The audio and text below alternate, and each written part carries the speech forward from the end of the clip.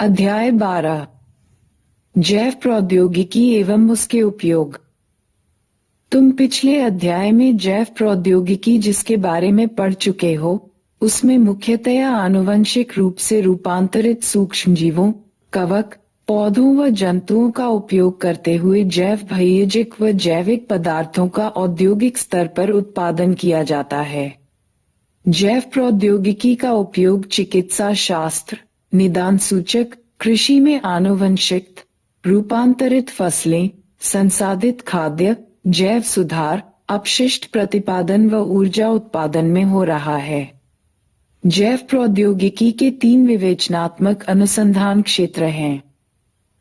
क. उन्नत जीवों जैसे सूक्ष्म जीवों या शुद्ध एंजाइम के रूप में सर्वोत्तम उत्प्रेरक का निर्माण करना।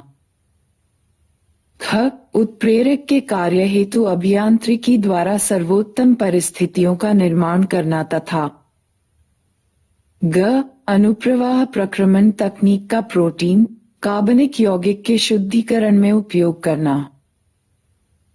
अब हम पता लगाएंगे कि मनुष्य जैव प्रौद्योगिकी का उपयोग विशेष रूप से स्वास्थ्य व खाद्य उत्पादन के क्षेत्र में जीवन स्तर के सुधार में किस प्रकार से लगा हुआ है। कृषि में जैव प्रौद्योगिकी का उपयोग। खाद्य उत्पादन में वृद्धि हेतु हम 3 संभावनाओं के बारे में सोच सकते। क. कृषि रसायन आधारित कृषि, ख.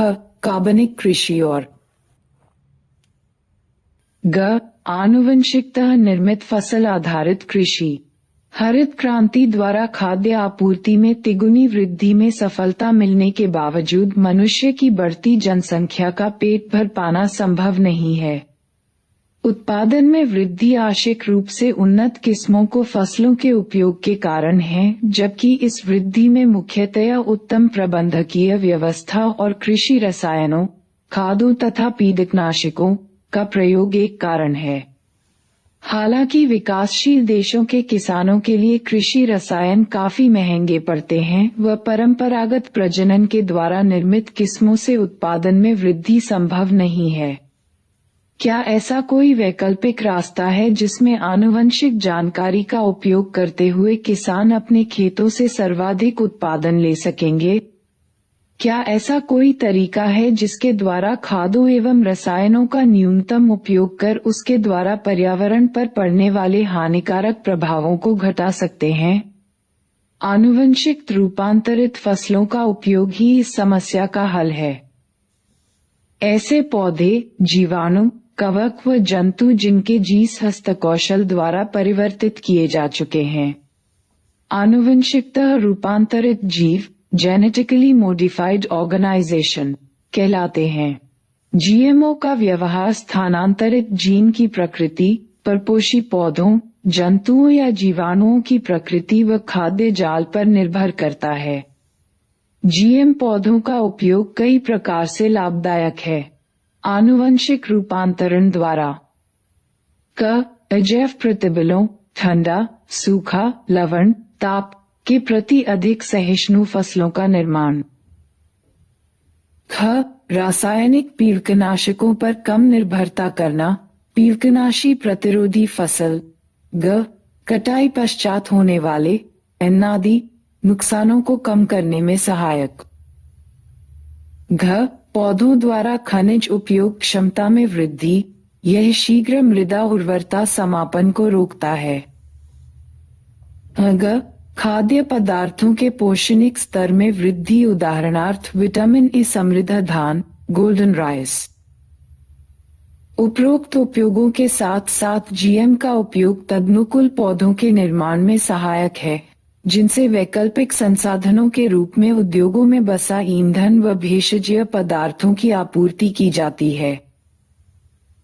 कृषि में जैव प्रौद्योगिकी के उपयोगों में जिनके बारे में तुम विस्तृत रूप से अध्ययन करोगे वह पीड़क प्रतिरोधी फसलों का निर्माण है, जो कीटनाशकों की मात्रा को कम प्रयोग में लाती है। वीटो बीटी एक प्रकार का जीव विष है जो एक जीवाणु जिसे बैसिलस thuringiensis, संक्षेप में बीटी कहते हैं, से निर्मित होता है। बीटी जीवविष जीन जीवाणु से क्लोनीकृत होकर पौधों में अभिव्यक्त होकर कीटों, पीड़कों के प्रति प्रतिरोधकता पैदा करता है, जिससे कीटनाशकों के उपयोग की आवश्यकता नहीं रह गई है। इस तरह से जैव कीटनाशकों का निर्माण होता है। उदाहरणार्थ बीटी कपास, टमाटर, आलू व सोयाबीन आदि। बीटी मक्का, धान। बीटी कपास बैसिलस thuringiensis की कुछ नस्लें ऐसी प्रोटीन का निर्माण करती हैं जो विशिष्ट कीटों जैसे लिथिडोप्टेशन, तंबाकू की कलिका कोच, सैनिक कीड़ा, कोलियोप्टेरान, भरिंग व डोप्टेरान, मक्खी मच्छर को मारने में सहायक है।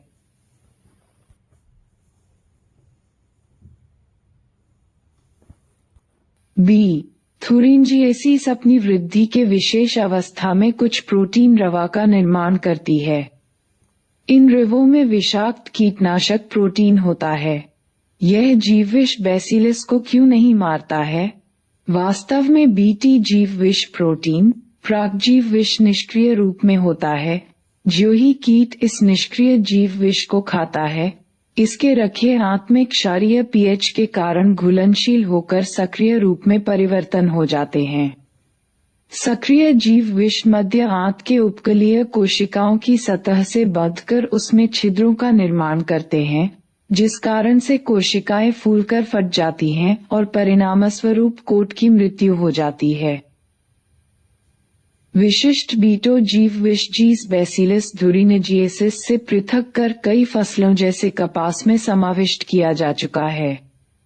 जो उसका चुनाव फसल व निर्धारित कीट पर निर्भर करता है, जबकि सर्वाधिक बीटी जीव विष कीट समूह विशिष्टता पर निर्भर करते हैं। जीव विष जिस जीन द्वारा कूटबद्ध होते हैं उसे काई कहते हैं। ये कई प्रकार के होते हैं। उदाहरण स्वरूप जो प्रोटोस जीन क्राई 1AC व क्राई 2AV द्वारा कूटबद्ध होते हैं, वे कपास के मुकुल कृमि को नियंत्रित करते हैं, चित्र 121, जबकि काई 1AB मक्का छेदक को नियंत्रित करता है। पीड़क प्रतिरोधी पौधा विभिन्न सूत्रकृमि, मानव सहित जंतुओं व कई किस्म के पौधों पर परजीवी होते हैं। सूत्रकृमि मिल्वाडेगाइन इनकोग्निशिया तंबाकू के पौधों की जड़ों को संक्रमित कर उसकी पैदावार को काफी कम कर देता है। उपरोक्त संक्रमण को रोकने हेतु एक नवीन योजना को स्वीकार किया गया है जो आरएनए अंतरिक्षेप की प्रक्रिया पर आधारित है। आरएनए अंतरिक्षेष सभी ससीम केंद्र की जीनों में कोशिकीय सुरक्षा की एक विधि है। इस विधि में विशिष्ट दूत आरएनए पूरक द्विसूत्री आरएनए से वर्धित होने के पश्चात निष्क्रिय हो जाता है, जिसके फलस्वरूप दूत आरएनए के स्थानांतरण ट्रांसलेशन को रोकता है। इस द्विसूत्रीय आरएनए का स्रोत संक्रमण करने वाले विषाणु में पाए जाने वाले पूरक आरएनए जीनोम पारांतरिक ट्रांसपोजान की प्रतिकृत के उपरांत बनने वाले मध्यवर्ती आरएनए हैं।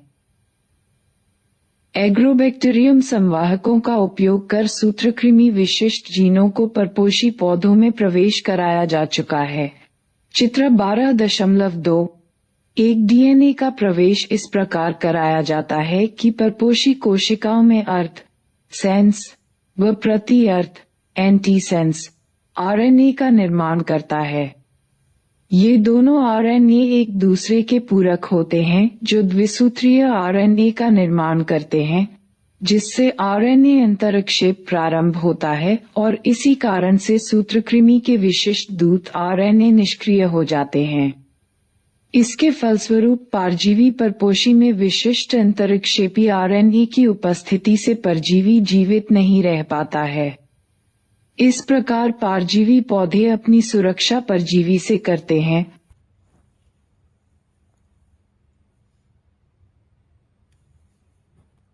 चिकित्सा में जैव प्रौद्योगिकी का उपयोग।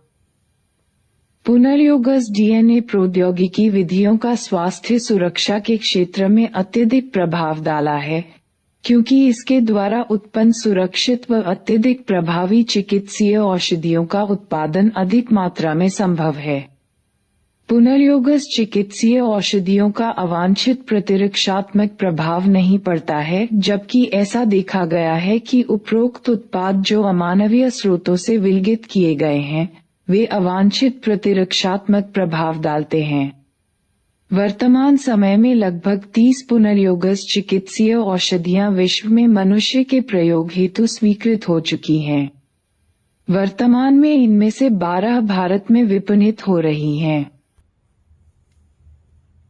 वयस्कों में होने वाले मधुमेह का नियंत्रण निश्चित समय अंतराल पर इंसुलिन लेने से ही संभव है।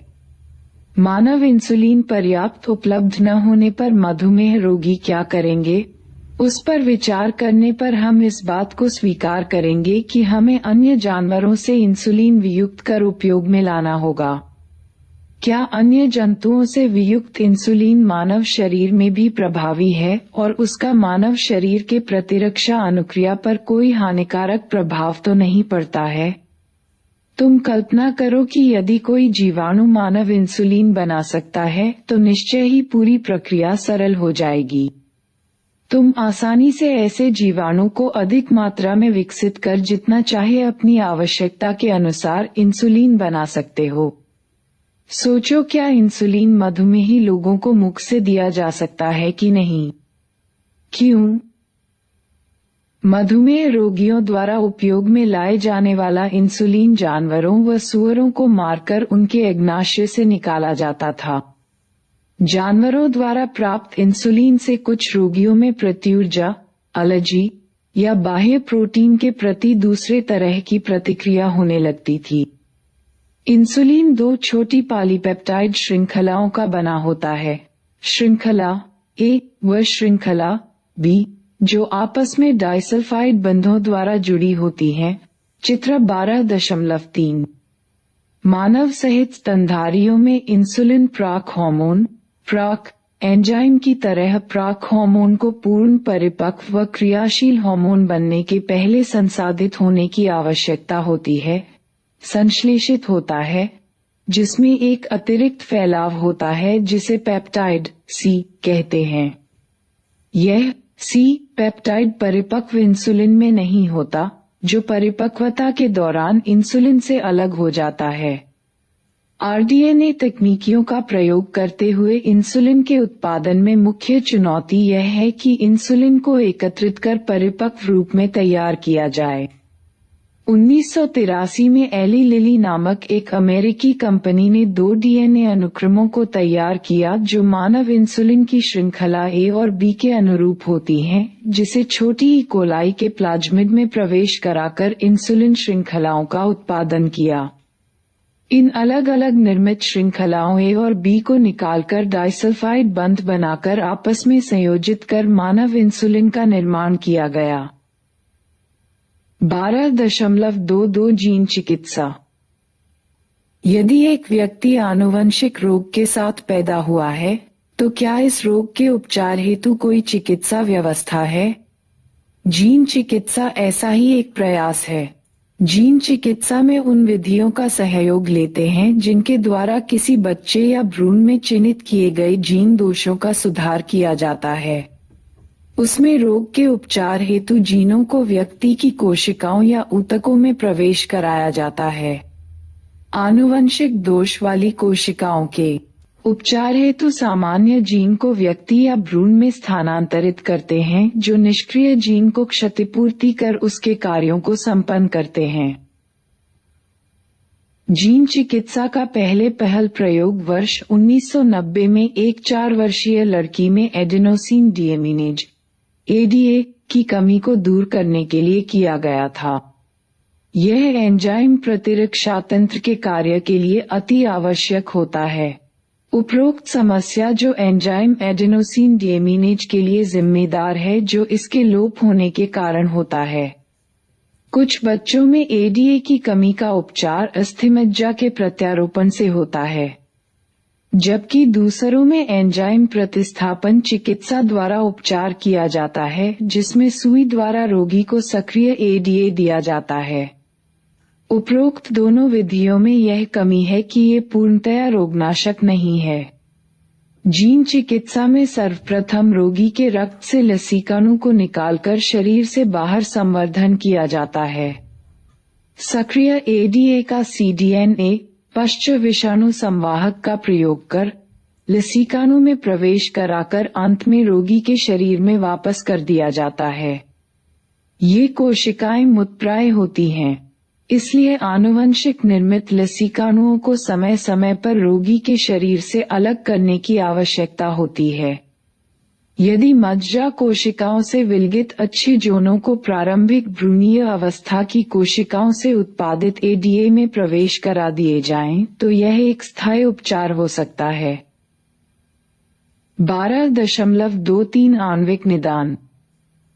आप जानते हैं कि रोग के प्रभावी उपचार के लिए उसकी प्रारंभिक पहचान व उसके रोग क्रिया विज्ञान को समझना अति आवश्यक है। उपचार की परंपरागत विधियों, सीरम व मूत्र विश्लेषण आदि का प्रयोग करते हुए रोग का प्रारंभ में पता लगाना संभव नहीं है। पुनर्योगस डीएनए प्रौद्योगिकी, पॉलीमरेज श्रृंखला अभिक्रिया व एंजाइम सहलग्न प्रतिरक्षा शोषक अमापन एलाइजा कुछ ऐसी तकनीक है जिसके द्वारा रोग की प्रारंभिक पहचान की जा सकती है। रोग जनक, जीवाणु, विषाणु आदि की उपस्थिति का सामान्यतया तब पता चलता है जब उसके द्वारा उत्पन्न रोग के लक्षण दिखाई देने लगते हैं।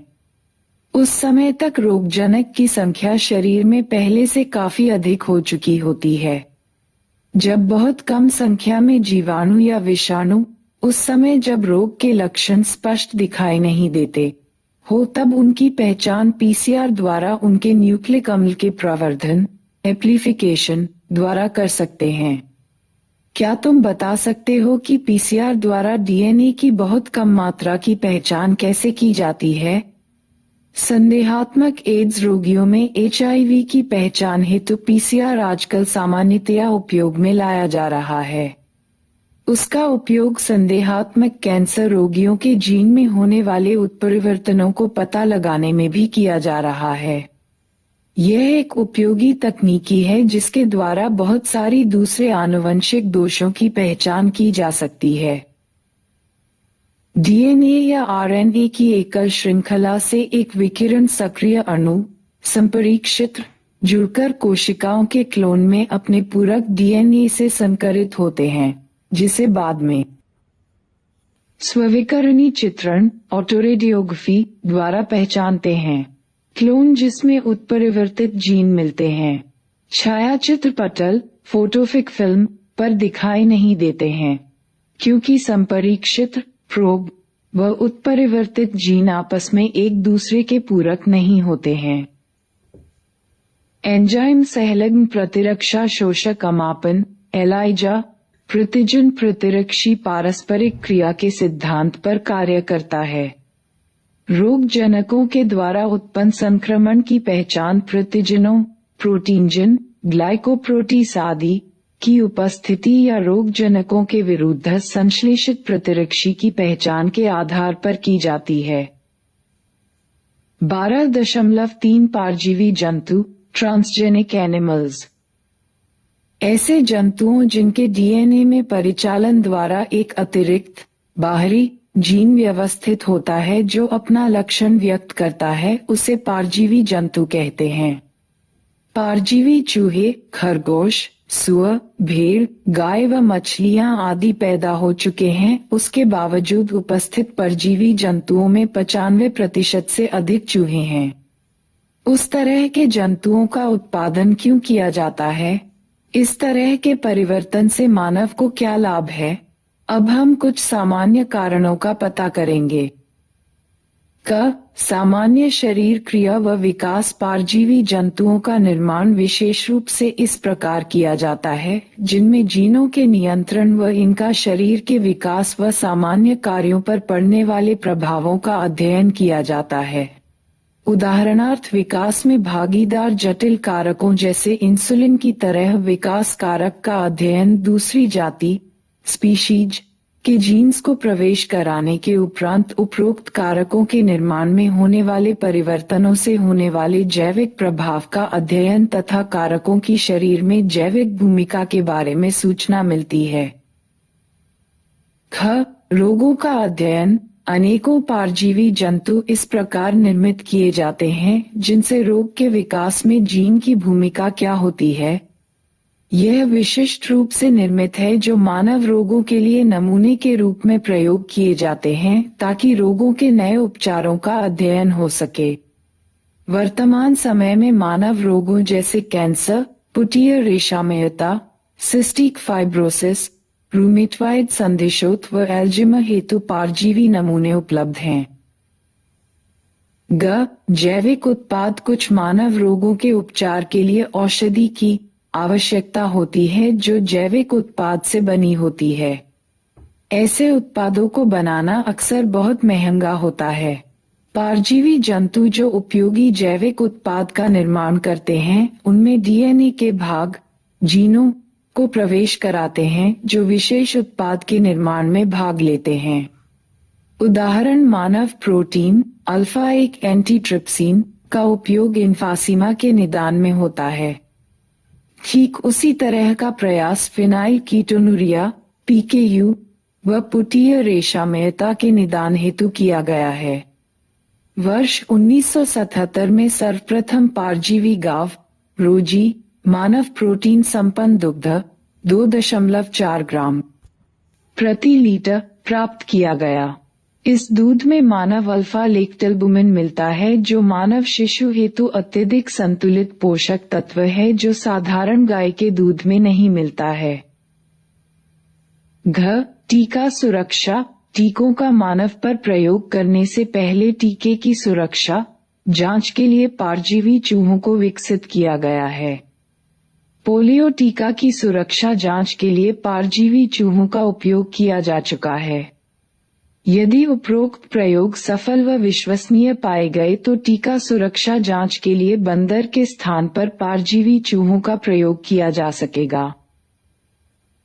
अगर रासायनिक सुरक्षा परीक्षण यह आविषालुता सुरक्षा परीक्षण कहलाता है। यह वही विधि है जो औषधि आविषालुता परीक्षण हेतु प्रयोग में लाई जाती है। परजीवी जंतुओं में मिलने वाले कुछ जीन इसे आविषालु पदार्थों के प्रति अतिसंवेदनशील बनाते हैं जबकि अपरजीवी जंतुओं में ऐसा नहीं है। परजीवी जंतुओं को आविषालु पदार्थों के संपर्क में लाने के बाद पड़ने वाले प्रभावों का अध्ययन किया जाता है। उपरोक्त जंतुओं में आविषालुता परीक्षण करने से कम समय में परिणाम प्राप्त हो जाता है। नैतिक मुद्दे। मानव जाति द्वारा अन्य जीवधारियों से हितसाधन बिना विनियमों के और अधिक नहीं किया जा सकता है। सभी मानवीय क्रियाकलापों के लिए जो जीवधारियों के लिए असुरक्षात्मक या सहायक हो उनमें आचरण की परख के लिए कुछ नैतिक मानदंडों की आवश्यकता है। ऐसे मुद्दों में नैतिकता से इनमें जैववैज्ञानिक महत्व भी है। जीवों के आनुवंशिक रूपांतरण के तब अप्रत्याशित परिणाम निकल सकते हैं जब ऐसे जीवों का पारिस्थितिक तंत्र में सन्निविष्ट कराया जाए। इसीलिए भारत सरकार ने ऐसे संगठनों को स्थापित किया है जैसे कि GEAC genetic engineering approval committee अर्थात आनुवंशिक अभियांत्रिकी संस्तुति समिति, जो कि GM अनुसंधान संबंधी कार्यों की वैधानिकता तथा जन सेवाओं के लिए GM जीवों के सन्निवेश की सुरक्षा आदि के बारे में निर्णय लेगी। जन सेवा जैसे कि आहार एवं चिकित्सा स्रोतों हेतु में जीवों के रूपांतरण, उपयोगिता जो इनके जीवों के लिए अनुमत एकस्व की समस्याएं उत्पन्न हुई हैं। जनमानस में इस बात को लेकर आक्रोश है कि कुछ कंपनियां आनुवंशिक पदार्थों, पौधों व अन्य जैविक संसाधनों का उपयोग कर बनने वाले उत्पाद व तकनीकी के लिए एकस्व पेटेंट प्राप्त कर रहे हैं, जबकि यह बहुत समय पहले से विकसित व पहचानी जा चुकी है और किसान तथा विशेष क्षेत्र या देश के लोगों द्वारा इनका उपयोग किया जा रहा है। धान एक महत्वपूर्ण खाद्यान्न है जिसके बारे में हजारों वर्ष पूर्व एशिया के कृषि के इतिहास में वर्णन मिलता है। एक अनुमान के अनुसार केवल भारत में धान की लगभग 2 लाख किस्में मिलती हैं। भारत में धान की जो विविधता है वह विश्व की सर्वाधिक विविधताओं में एक है। बासमती धान अपनी सुगंध व स्वाद के लिए मशहूर है और इसकी 27 पहचानी गई किस्में भारत में उगाई जाती हैं। पुराने ग्रंथों, लोक साहित्य व कविताओं में बासमती का वर्णन मिलता है, जिससे यह पता चलता है कि यह कई सौ वर्ष पहले से उगाया जाता रहा है। वर्ष 1977 में एक अमेरिकी कंपनी ने बासमती धान पर अमेरिकन एकस्व व ट्रेडमार्क कार्यालय द्वारा एकस्व अधिकार प्राप्त कर लिया था। इससे कंपनी बासमती की नई किस्मों को अमेरिका व विदेशों में बेच सकती है। बासमती की यह नई किस्म वास्तव में भारतीय किसानों की किस्मों से विकसित की गई थी। भारतीय बासमती को अर्धबौनी किस्मों से संकरण कराकर नई खोज या एक नई उपलब्धि का दावा किया था। एकाधिकार के लागू होने के बाद इस एकाधिकार के तहत अन्य लोगों द्वारा बासमती का विक्रय प्रतिबंधित हो सकता था। मल्टीनेशनल कंपनियों व दूसरे संगठनों द्वारा किसी राष्ट्र या उससे संबंधित लोगों से बिना व्यवस्थित अनुमोदन व क्षतिपूर्वक भुगतान के जैव संसाधनों का उपयोग करना बायोपायरेसी कहलाता है। बहुत सारे औद्योगिक राष्ट्र आर्थिक रूप से काफी संपन्न हैं, लेकिन उनके पास जैव विविधता एवं परंपरागत ज्ञान की कमी है। इसके विपरीत विकसित व अविकसित विश्व जैव विविधता व जैव संसाधनों से संबंधित परंपरागत ज्ञान से संपन्न है।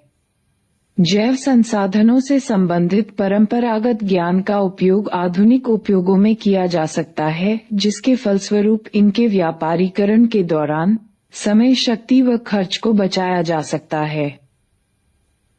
विकसित व विकासशील राष्ट्रों के बीच अन्याय, अपर्याप्त क्षतिपूर्ति व लाभों की भागीदारी के प्रति भावना विकसित हो रही है।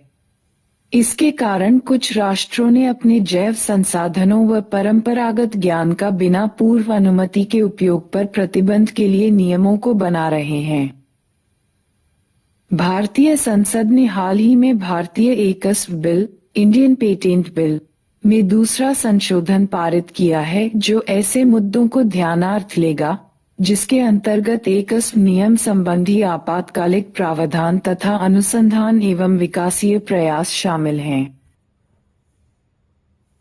सारांश।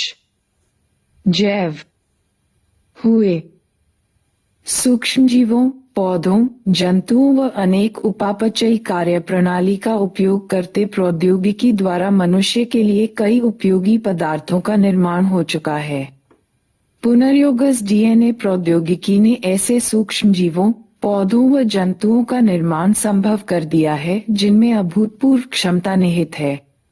आनुवंशिक रूपांतरित जीवों का निर्माण एक या एक से अधिक जीन का एक जीव से दूसरे जीव में स्थानांतरण की प्राकृतिक विधि के अतिरिक्त पुनर्योगज डीएनए प्रौद्योगिकी का उपयोग करते हुए किया गया है। जीएम पौधों का उपयोग फसल उत्पादन बढ़ाने, पश्चात फसल उत्पाद नुकसान में कमी व फसलों का प्रतिबंधों के प्रति अधिक सहनशील बनाने में अत्यंत उपयोगी है। ऐसे बहुत जीएम फसल पौधे हैं जिनका खाद्य पौष्टिक स्तर काफी उन्नत है व उन पीड़क प्रतिरोधी फसलों की रासायनिक कीटनाशकों पर निर्भरता काफी कम है। पुनर्योगज डीएनए प्रौद्योगिकी प्रक्रियाओं का स्वास्थ्य सुरक्षा के क्षेत्र में अत्यधिक महत्व है, क्योंकि इनके द्वारा सुरक्षित व अत्यधिक प्रभावशाली औषधियों का निर्माण संभव है। पुनर्योगज चिकित्सीय औषधियां मनुष्य के प्रोटीन के समतुल्य हैं। इस कारण से इनका प्रतिरक्षात्मक अवांछित प्रभाव नहीं पड़ता है व इनसे संक्रमण के खतरे भी नहीं होते हैं, जैसा कि अमानवीय स्रोतों से विलगित इस प्रकार के पदार्थों से होता है। जीवाणु में रचित मानव इंसुलिन जो संरचनात्मक प्राकृतिक अणु से पूर्णतया समान होता है। परजीवी जंतु मानव रोगों जैसे कैंसर, पुटीय रेशा मेहता, रूमेटॉइड संधिशोथ व एल्जीमा के लिए नमूने के रूप में उपयोग किए जाते हैं, जिससे हमें रोग के विकास में जीन की भूमिका को पता लगाने में सुविधा होती है। जीन चिकित्सा द्वारा खासतौर से आनुवंशिक रोगों को दूर करने के लिए व्यक्ति विशेष की कोशिकाओं व ऊतकों में जीन को प्रवेश कराते हैं। इसके कारण खराब उत्परिवर्तित विकल्पी के स्थान पर सक्रिय विकल्पी या जीन टारगेटिंग के द्वारा उपचार होता है, जिनमें जीन प्रवर्धन शामिल हैं। विषाणु जो अपने परपोषी पर आक्रमण कर अपने विभाजन चक्र के लिए अपना आनुवंशिक पदार्थ परपोषी की कोशिकाओं में प्रवेश करता है। इसे संवाहक के रूप में प्रयोग कर स्वस्थ जीन या नए जीन के भाग को स्थानांतरित किया जा सकता है। सूक्ष्मजीवों, पौधों व जंतुओं के व्यवहार के प्रति वर्तमान दिलचस्पी ने गंभीर नैतिक प्रश्न खड़े कर दिए हैं। भारत सरकार ने इस दिशा में कुछ ठोस कदम उठाए हैं।